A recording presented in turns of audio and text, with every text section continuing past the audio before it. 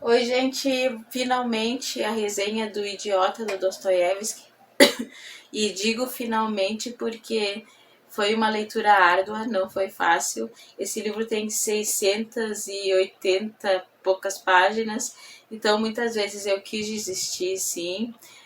Muitas vezes eu pensei em desistir, mas daí eu repensei e pensei naquele jornalista que diz assim, como você vai desistir de um livro, como não vai entender o que o escritor... Você tem brio? Sabe o que é brio? Eu dizer, malandro, você é tosquinho, você não entende. Nossa!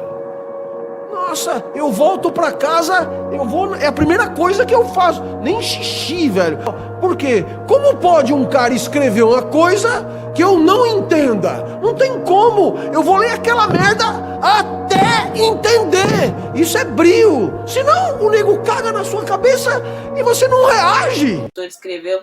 Então, eu resolvi ir até o fim, que tem umas partes muito boas de ler, mas tem umas partes bem arrastadas. É que tem muitos personagens e os personagens têm nome e sobrenome muito difíceis. Então, tipo, às vezes ele põe todos esses personagens numa sala só conversando ao mesmo tempo, tu não sabe quem tá falando o quê.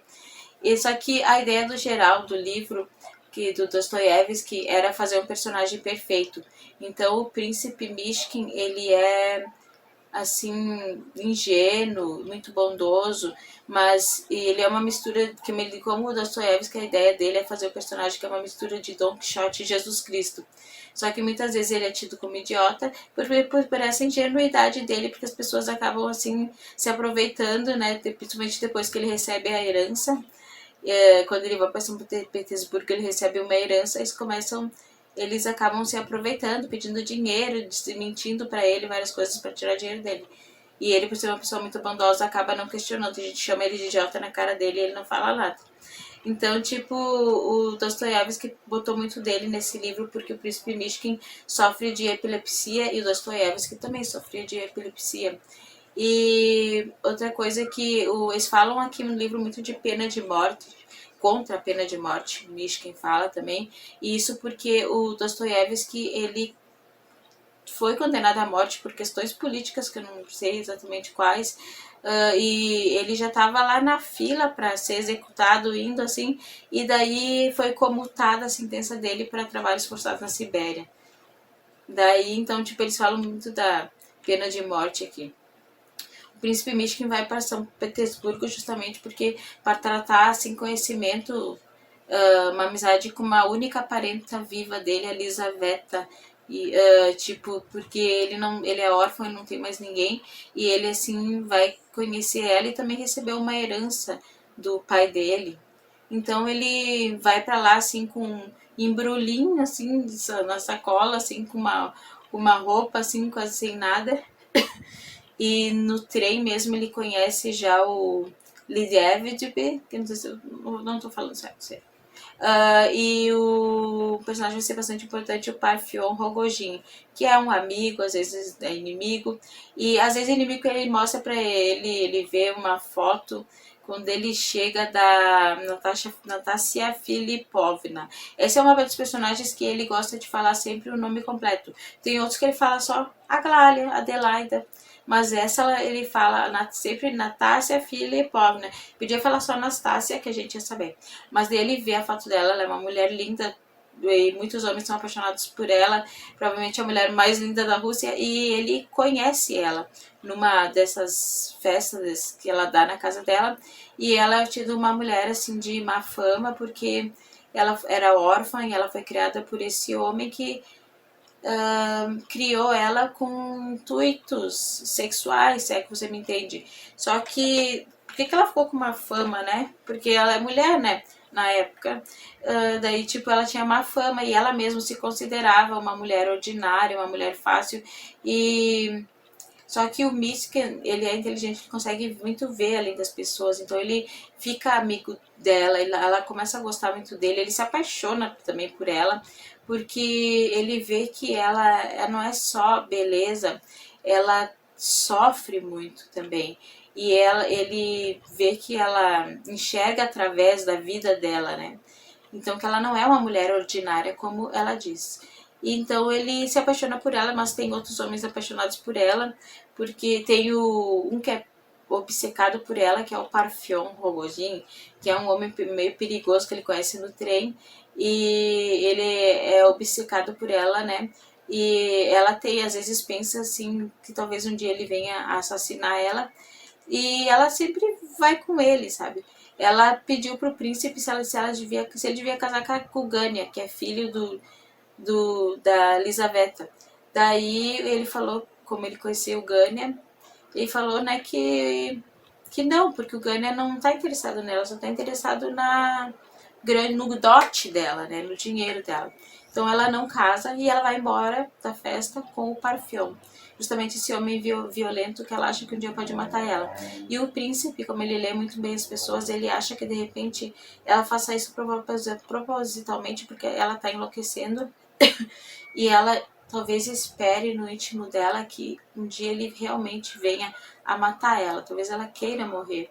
Então, tipo, e esse homem tão violento, Parfion, que uma hora ele espanca ela. E ele fala pro príncipe, nossa, deixei ela toda roxa. E ela sempre volta com ele, acaba voltando pra ele, né? Tipo, ela disse assim, pensou em casar com o príncipe, porque o príncipe estava apaixonado por ela, só que ela não disse que não queria estragar alguém tão bondoso, tão ingênuo. E então o Parfion, eles assim não se casam, ela fica sempre adiando esse casamento e o príncipe vai sofrer até uma tentativa de assassinato do Parfion por ciúmes. Ele vai com a faca tentar esfaquear o príncipe e bem na hora o príncipe tem um ataque epiléptico e ele desiste. Daí, né, tem esse personagem que é o pai do Ganya, que era esse pretendente da Nastácia, que ele é engraçado, tem umas partes engraçadas no livro, porque ele é alcoólatra. Então ele é alcoólatra e um mentiroso compulsivo. Ele bebe muito, ganha às vezes assim, ó, eu vou tirar esse velho daqui de casa. Desculpa. Tenta assim, diz que vai expulsar o pai.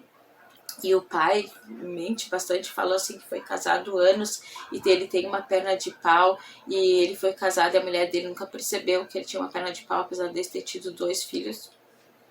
E ele falou que ele era pajem, que é tipo assim um menino que é ajudante do Napoleão, e contou pro príncipe sobre isso e o príncipe ficava ouvindo assim, pensando que provavelmente era mentira mesmo. E assim, outro personagem que eu ia falar que eu gostei bastante é o Hipólito, porque ele é um menino que não fez 18 anos ainda, tá morrendo de tuberculose, na época não tinha cura de tuberculose, e ele tem muita consciência disso, as coisas que ele fala são muito intensas por ter consciência, tem vezes que ele tem mais esperança e tem vezes que ele até convida os outros pro funeral dele, mas assim, tipo, tem uma hora que ele fica até com raiva do príncipe e o príncipe fica impassível, sabe que ele tá, é a doença falando. Ah, era isso que eu temia, hein? Mas tinha de se dar.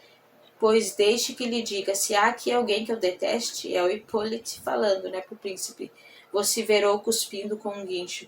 Olhe todos que eu detesto, é o senhor alma jesuítica, visguenta, milionário idiota, filantropo deles. Ao senhor detesto mais do que aos outros e é de todos do mundo. Eu compreendi logo e detesto desde muito tempo, quando apenas o conhecia de ouvir falar a seu respeito. Então, tipo, o príncipe ouve tudo isso e fica assim, impassível. Eles até fazem as pazes depois porque o príncipe sabe que é a doença, a tuberculose, falando. Ele fala, né, eu só tenho 18 anos, tanta gente vive a vida assim, à toa, não aproveita as coisas boas, não faz nada por preguiça, e eu não posso fazer nada porque eu tenho que ficar aqui nessa cama e tossindo e cuspindo sangue, tá? Daí, eu não assim, uma parte que eu não quero me alongar muito, eu tô até com o relógio aqui para não passar de 15 minutos. Uma parte que eu acho bem interessante no livro, uma das conversas mais interessantes é justamente o Hipólito. O Parfion tem na casa dele um quadro que eu vou mostrar aqui, que é do Hans Holbein, que era um pintor que pintou muitas pessoas famosas como Henrique VIII, a esposa dele, Ana de Cleves, Jane Seymour. Então ele tinha esse quadro assim na casa dele que é Cristo depois de descer da sepultura morto.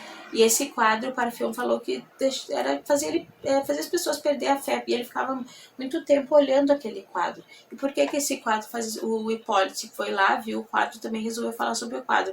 E é bem interessante o que ele fala. Ao me levantar para fechar a porta, mostrou-me ele próprio. Esse quadro produziu em mim um certo mal-estar. A tela representa Cristo acabado de ser descido da cruz. Creio que, via de regra, os pintores do pintam Cristo na cruz ou descido dela tentam manter uma extraordinária beleza no martírio. Esforçam-se para preservar essa beleza, mesmo em suas mais tenebrosas agonias. No quadro de Parfion, que é o quadro do Hans Holbein, esse quadro, não havia a menor vestígio dessa beleza. Tratava-se tão só de um cadáver de um homem que padeceu infinita agonia antes de morrer, crucificado, que foi lanceado, torturado, flagelado pelos guardas, pelo povo, e que carregara uma cruz no ombro e caía sob o seu peso, que depois de tudo isso padeceu a agonia da crucificação, sobrevivendo ainda no mínimo 6 horas, conforme deduzo. Trata-se puramente de um homem acabado de ser descido da cruz.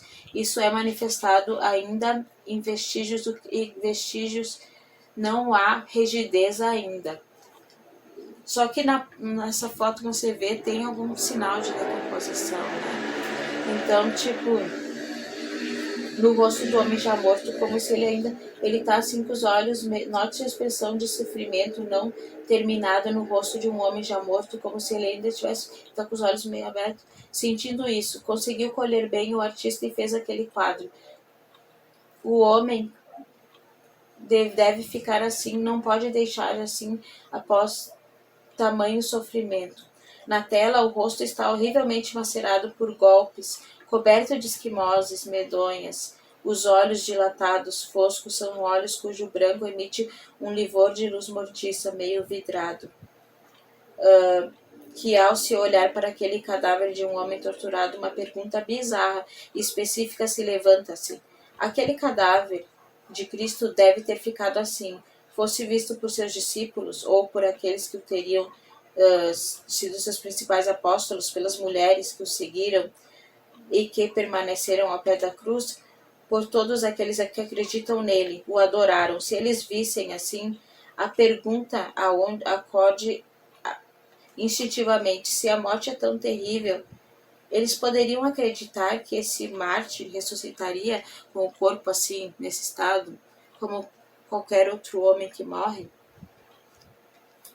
A pergunta acode instintivamente: se a morte é tão terrível e se as leis da natureza não podem ser vencidas, então como que ele iria ressuscitar, assim, tipo, tendo morrido como muitos outros homens morreram na época, em agonia? E ele continua, tal quando exprime inconsciente sugere qualquer concepção de uma negra e misteriosa e interna força. E daí, tipo, ele, né, é que o Hipólito, ele é ateu, né? Então ele fica se perguntando, né, como as pessoas vendo, se vissem, assim, Jesus assim, acreditariam que ele ressuscitaria?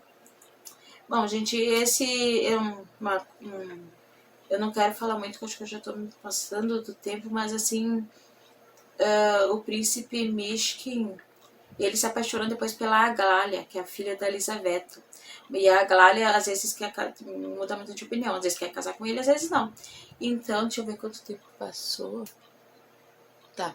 Então, tipo, é muito instável, né? Então, ele se apaixona por ela. Ela é a filha mais linda da Elisaveta, que tem 3 filhas. E ele se apaixona por ela e daí fica esse troca de cartas que é um pouco cansativa, essa é uma parte um pouco cansativa. Eu gosto do Hipólito, eu queria que tivesse mais espaço para ele, porque ele é um personagem muito interessante, que fala muitas coisas muito interessantes, como essa do quadro, quando ele viu o quadro. E por ele estar para morrer, ele tem uma visão, assim, ora pessimista, ora otimista da vida e realista. Gente, eu não quero me demorar muito, mas eu vou dizer assim que o final do livro, do filme, é triste. Eu só vou dizer assim que pessoas muito bondosas muitas vezes são tidas como loucas. Eu acho que eu já tô falando demais. Não, por algumas pessoas, assim, que é uma loucura a pessoa ser tão bondosa, assim, ser tão ingênua. Essa pessoa só deve estar louca, né? Essa pessoa deve ser louca, então, tipo, muita gente, a maioria dos personagens principais acabam não bem. E o Príncipe Michigan é um deles. Então, gente, não quero que fique muito comprido. Vou falar só o livro que eu já li, vai ter resenha em breve, que já era para mim ter feito, que é Contos Macabros, uma HQ. E eu tô lendo Antes do Baile Verde, da Lígia Fagundes Telles. Tchau!